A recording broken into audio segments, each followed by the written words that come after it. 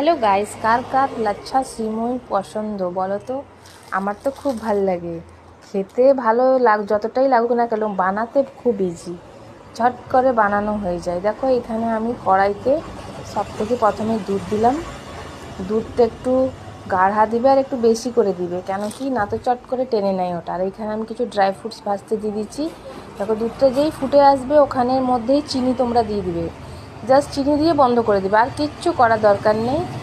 বন্ধ করে বাদবাকি সিমুইতে দেখো চিনি দিয়ে দিবে স্বাদ অনুসার, তাও বেশি চিনি দিবে না।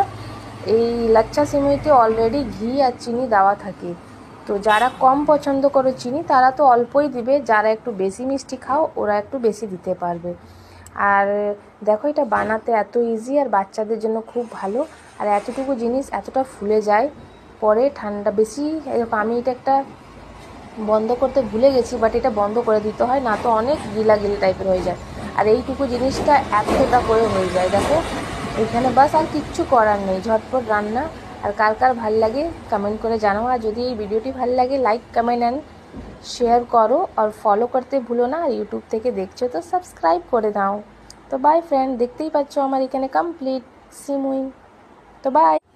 আর হ্যাঁ, কার কার ভাল লাগে না এটাও কমেন্ট করবে, কি পছন্দ করে না আর কে পছন্দ করে। দেখতেই পাচ্ছ খুব টেস্টি হয়েছে।